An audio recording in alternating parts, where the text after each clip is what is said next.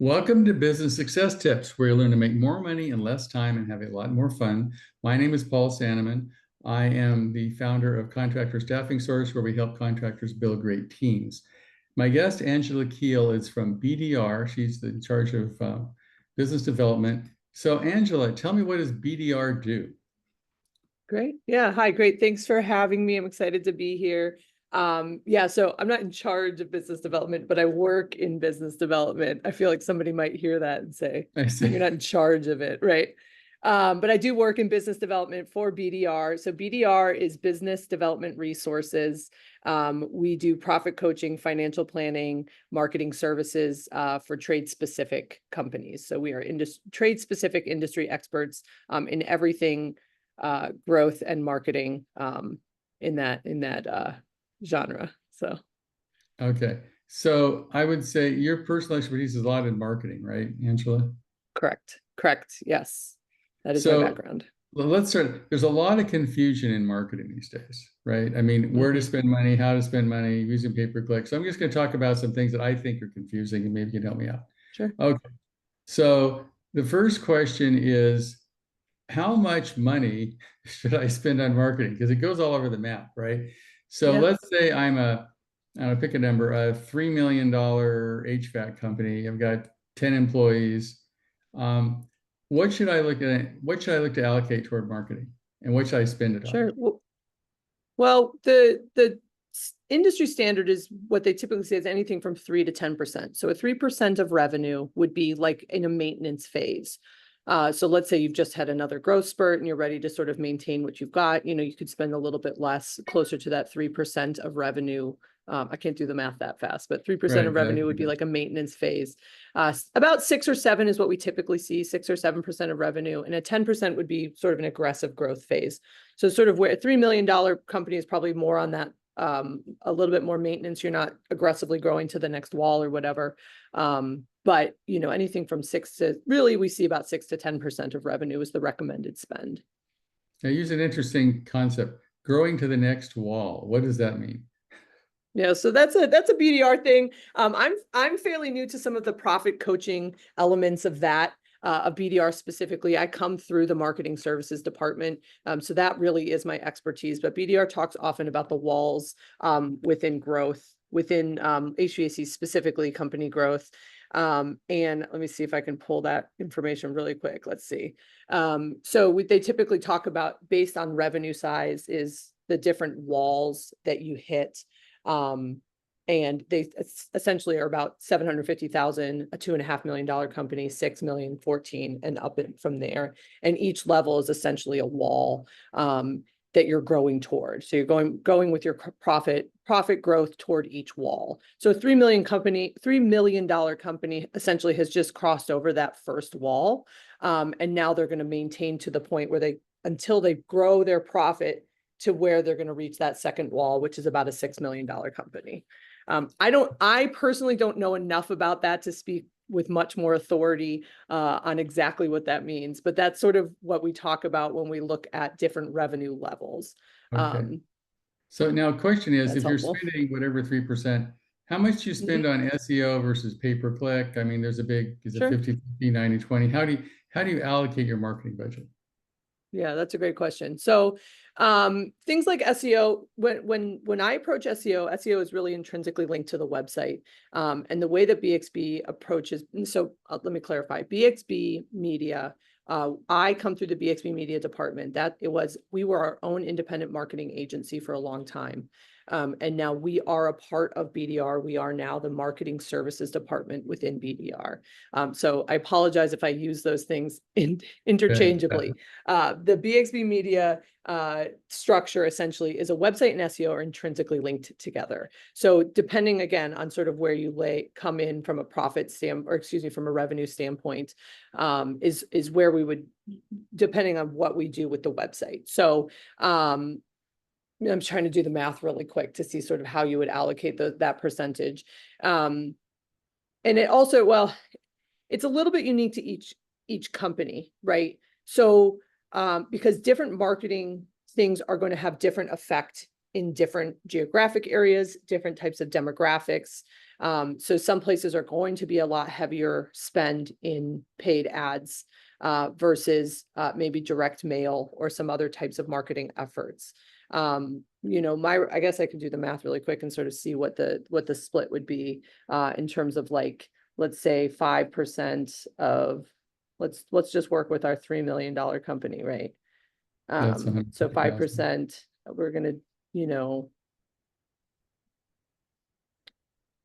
so probably about a quarter of that, quarter to 30% should be spent on website and SEO, in terms of website design, building content in on the site, all of those efforts that go into making your site rank. But within that is also the effort spent to Google, right? So making sure that your Google business profile is set up and optimized correctly. Those things are all kind of intrinsically linked together. The things that you do on your website from a content standpoint, the SEO, the keywords, the site structure, those things that are on your website, service area pages, all of those pieces are also going to communicate back to your Google business profile. And then your Google business profile and the optimization on that and how successful and how much click-through rate, phone calls you get through there will also then affect your Google local service, let's say, or your pay-per-click performance as well. So those things all kind of link together. If we're talking about only the website from that marketing budget, I could say up to 30% could be spent of that marketing, of your marketing budget could be spent on website potentially. And that would include content, like I said, content, pictures, all of those different, your web company, their ongoing SEO efforts. Right. Well, now, one of the things that I find frustrating for a lot of my clients is that they get all these statistics, but they don't get results. Like the marketing company says, wow, you're rated here, you're rated there, you're rated there. And they go, yeah, but I didn't get, I get any leads. I mean, it's great that I'm popular, but I don't get any leads. So yeah, how do you evaluate the effectiveness of your marketing? I don't personally, yeah. if I get a zillion, if I'm number one in a bunch of places, I don't care. All I care about is, do I get leads and do they convert into business? Yeah. So, and that's actually really hard from a marketing company perspective too. This is the age-old question, right? So we always as a marketing agency, I can get your phone to ring and I can say, hey, look, I can see that you've had 50 phone calls, right? But there's this further piece of that, which is what happens on those phone calls. So, right. And we've done a lot of work on this. We've done a lot of call recording. We've done a lot of call grading. And this is sort of before like some of those AI tools that allow you to grade your calls, really quickly. But we've done a lot of that type of work, trying to dig in and see exactly because we can say, hey, we've made your phone ring 50 times, but they're like, we only had 2 leads this month, right? Or whatever the argument is. And a lot of that is investing also internally, making sure that the people that are answering your phone know what they're doing, right? They know how to close a lead when it comes in, right? Are they saying the right things?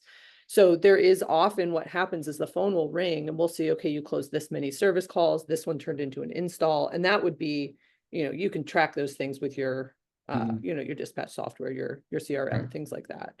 But really tracking those things all the way from the phone ringing or wherever the lead comes in, all the way down to through the job to the revenue at the end.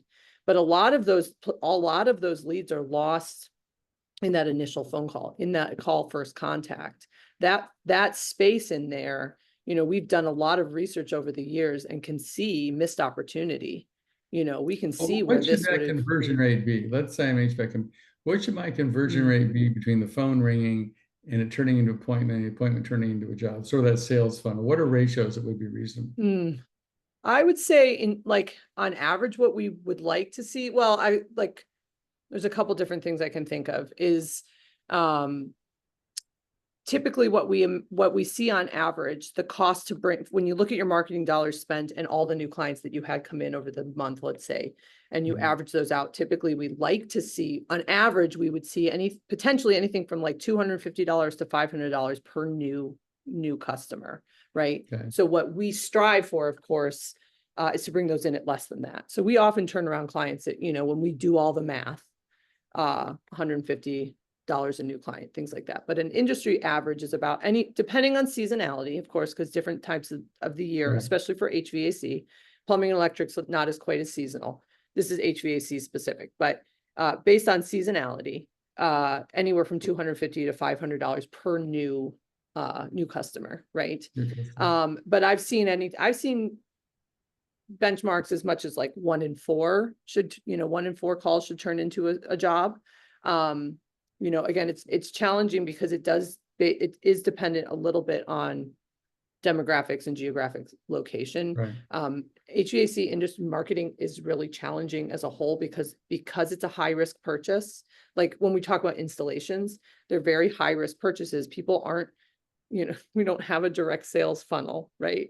And the other thing about that is that often what happens in the industry is as a homeowner, I don't know anything. My furnace is making a weird noise. So I'm going to call for service. I don't know that means I need an install, right?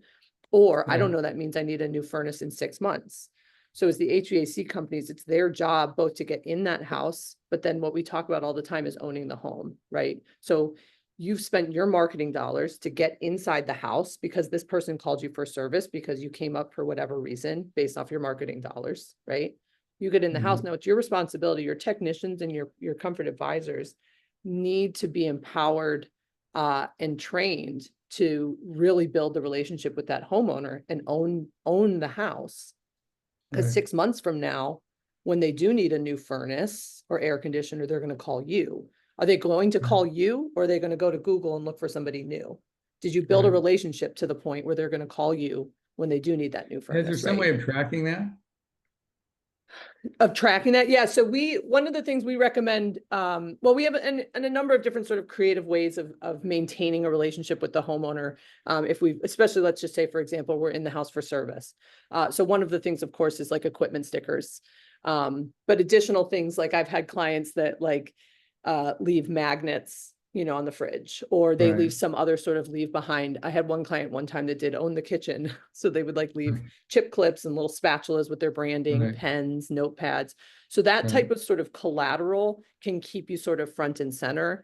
But additionally, any kind of client-based marketing, so email marketing. So once you're in the home, making sure that you collect all that information so you can continue to stay in front of them, from email blasts or text, if you're doing text campaigns, other ways to keep your branding front and center. So that, again, in this example, in the 6 months down the line, when they do need, a furnace replacement, you're the company they think of. Because so, Angela, where would you say most contractors drop the ball? My definition, marketing is everything it takes to get the phone to ring, and sales is everything after the phone, so to speak, right? Yeah, for sure. So, for sure. The marketing, the phone is ringing. Now I'm going to sales. Where you work a lot of contractors, where do you think they usually drop the ball, and why? Well, I have two things to say about that. The first one is, I think the marketing is everything to get the phone to ring. Once you get into the home, that's the sales process. But I do believe that marketing continues after that, right? And that's all those things that I'm talking about, is about owning the home, making sure that you're maintaining front and center communication with these existing customers, right? That's continued marketing, is making sure that you have a relationship. That's like that customer retention, and there is marketing in that as well, right? But I think what I see often is that companies think, well, if I have the right SEO, so I'm at the top of Google, if I have the good Google business, if I spent enough in marketing, I have the good ads, I have the good website, that's going to grow my company, right? You could have the best website in the world. If your internal staff doesn't know how to answer the phone, upsell accessories, follow up, happy calls, ask for reviews. If you're not doing those things, those are the things that are going to drive your profits down the line, right? So the phone's going to ring. That the phone call isn't the revenue, right? It's all that stuff afterwards. And I think there's a disconnect there with a lot of contractors thinking, if I have the right website, my company's going to grow, which is not. That's a key element of it, but that's not what's driving the revenue and the profit. It's all of the relationships and all the things that you're doing with the customer after the phone rings. That's where your revenue is coming into play, right? That's where you're actually getting the money, right? And I think there's often a disconnect. A lot of contractors drop the ball in building a relationship. They figure they know my number, they'll give me a call, I'm good, as opposed to Correct. taking responsibility for building a relationship over time, right? Yeah. Yeah.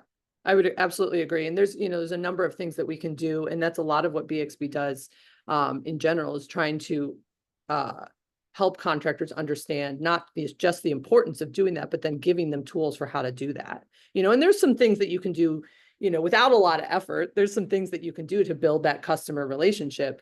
But the customers that I see that are the most successful, that grow, consistently over time, they have empowered home office staff that are friendly, that know how to answer the phone, that have been through, training, dispatch training, or CRM training, things like that. So because there's very specific ways to talk to customers when they get on the phone, that's going to help them close the lead. That's going to help them book the Right. job. So, how is, when you can, is that concluded in your marketing budget or training budget, sales training, all that kind of stuff, or is that a separate budget? That's a great question. I guess it's kind of hard to say too. Let me think about the right answer for that a little bit. I would it's hard because they're all kind of connected together. Kind of like the website and the SEO and the paid ads are all sort of linked together. So it is a little bit hard to segment them to a certain point. I think that sales training, let's just say CRM training, call answering training. I do think that you could segment that out as a separate line item, staff training or whatever. It plays back into what I would consider, improvements in your marketing. Is it a direct cost to marketing budget? I don't think so. Maybe somebody on the BDR side that knows a little bit more about financial planning could argue Right. with me about that. But if you have a training budget, I think that a really important place where I see, based on the coaching I've done with, I've worked with hundreds of HVAC companies over HVAC, plumbing, and electric over 8-9 years. Where I often see a gap is the internal staff not being empowered when they're answering the phone, not knowing what they're offering when they're answering the phone. So marketing is going to help you promote, let's say, your maintenance special for the fall. We're going to, as the agency, will come up, what you're paying us to do is come up with the creative around that. So maybe it's an ad campaign, maybe it's a postcard, whatever. Your job as the owner then is to make sure that everyone in your company understands what the special is. And do your people who are answering your phone or doing outbound calling, do they know what that special is? And do they know how to offer that to homeowners when they call, right? So Right. that's that operational piece that is often missing, right? That comes back, Angela, to your cost per lead. I mean, if it's costing you Right. $250 a lead, just pick a number by the time it's all done. If you have a Sure. good company, can drive that lead over time and get, 5,000 by installing new stuff and whatever, then it becomes really, the ROI is huge. But if they just show up Right. and fix the air conditioner and leave and never see them again, then the ROI is really Right. low, right? Correct. Yeah. So I Yeah. guess And you'd have to look at the value of a lifetime client and how that's working for you in order to figure out the ROI, right? yeah. And the data, the numbers, when we have clients that are really involved in tracking their sales all the way through, that's where you're really going to be able to make database decisions on what type of marketing works in your area and what does not, right? Because and this is why I go back to often, it's hard to say, like, here's the thing that's going to work. There are certain things that we know work sort of universally, right? Responding to reviews, maintenance programs, those types of things work pretty universally for customer retention and loyalty, right? But Right. what is true about individual areas, because different types of the country have different types of people, older, younger, lots of money, not as much money, whatever. So different types of marketing tactics will work for different things. And so what's really important is to make sure that you are tracking all of those things all the way through to revenue and lifetime, customer lifetime spend, right? Right, because that's If huge. I that's a mean, thing, a friend of right? mine Is had a that a bagel thing? shop and he Yeah. says, my average customer Yeah. is worth, you can pick a number, $3,000 worth of bagels over like 10 years, right? You can't Yeah. count Yeah. that too. Right. So, Yeah. other thing that comes up these days is AI, right? I mean, is it good? Is it Correct. bad? Should you use Yeah. ChatGPT to answer? Every time I get an email that's answered, what's the chat? It always says, hope this email finds you well. I go, oh, it's a chat. So you can always tell. They at least could kill the first part of that. So at least I know. That's right. So That's right. how to use AI? How should they use AI in marketing? And is it good? Is it bad? I hear, some people say Google, tries to kill AI because they don't like it. Other people say Google loves AI because it's a machine talking to a machine. So what's your view on that? Yeah. So there's a number of different things, and AI tools are wide ranging, right? When in a marketing realm, when people talk about AI, often what they're referring to is things like ChatGPT, right? So conversational, generative conversational AI, right? Which is I put in the question and it spits me back an answer, right? So let's just talk about content for a minute. In that respect. So what I like about things like ChatGPT or what's the other one? That's out of my head. There's another one that we use fairly often. So like, for example, I had a client that their branding was all dogs, right? And they always wanted to use dog puns and everything. They always wanted something silly that had to do with dogs. I am not a very punny person. Like I'm not very good at puns. So I would use ChatGPT and say, write me a dog pun that has to do with really great service in the fall. And it would, give me a list of 10 things. And then I would refine it and I'd say, give me a list of 10 things that are 3 words or less, right? And I would take a list and then I would take that list and I'd sort of combine them and I'd pick the ones that I liked. And so that's an example of how to use it effectively, right? So a couple things. I'm not copying and pasting out of there, right? I'm using it as a resource to help me then use my human brain to generate better content, right? So that's a useful way to use ChatGPT. Similar, like I always say, use it like a research tool because it can get all the information out online. It can go, it's as good as what's out online, which is basically everything right now, right? But it's also, it's restrictive as well. It's also based only on what's online. So it's really important to, I would maybe use it to say, can you write me a schedule of how I should do a drip campaign based off of the highest generating revenue, blah, blah, blah. Like help me create an email drip an HVAC campaign. company in Kansas City or something, right? And they can tell it. Right.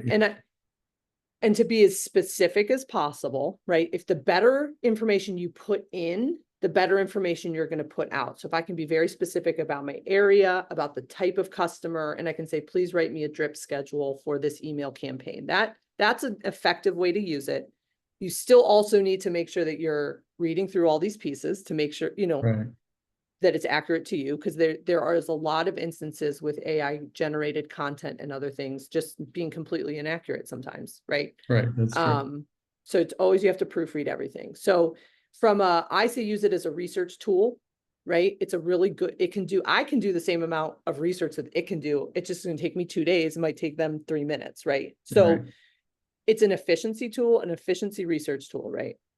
So, and that's one way to do it. There's the other thing about that is the way that it affects search results. So everyone's probably seen, like in the Google app, you can click like the AI thing. And I actually this is so funny. I was just talking to like my friend's kid who's maybe a freshman in high school who uses AI search for everything. Like they don't just type into Google ever anymore.